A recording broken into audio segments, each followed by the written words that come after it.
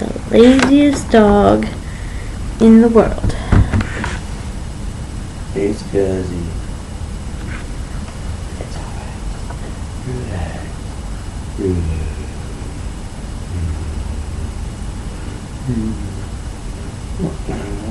Oh, there it goes.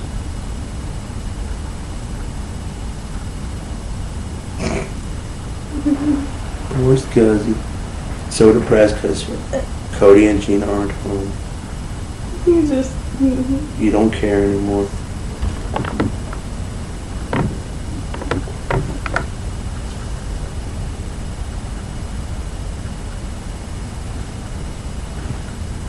Why are you so weird and lazy? Yo, very cool. Narcoleptic puppy. Then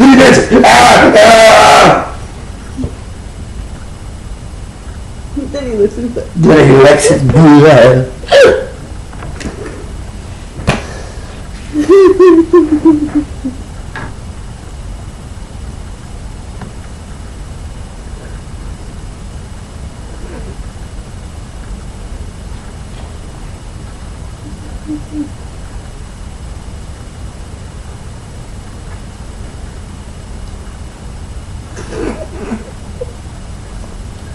Gashane began entering past the tent flap. Their white robes, rain damp, holding their hems knee-high until they were inside. Each wore the golden collar and belt. Their soft white laced boots left muddy marks on the carpets. Later, when those had dried, they would have to clean them anyway. But getting visible mud on your robes was a sure path to the switch. Savannah wanted her Gashane spotless when they were around her. Neither Io women paid the slightest attention to the arrivals.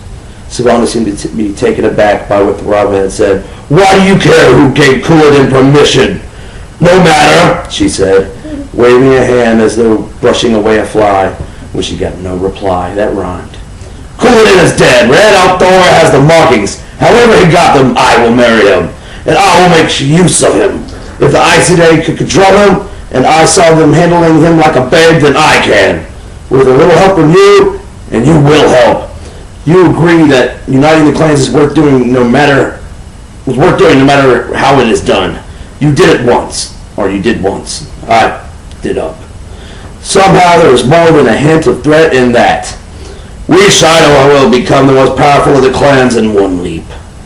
Lowering their cowls, the Gashane filed wordlessly along the tent walls. 9 men, 3 women. One of them was Magda. The sun-haired woman wore a grim expression that had been on her face since the day Thurava had discovered her in the Wise One's tent. Whatever Thurava had done, all Magdalene would say is that she wanted to kill the other woman. Sometimes she whimpered in her sleep, though. Thurava kept whatever she thought about uniting the clans to herself. "There is much feeling against staying here. Many of the sub-chiefs press the red disc on their Nar-Baha every morning. I advise you to heed the wise ones." "Nar-Baha?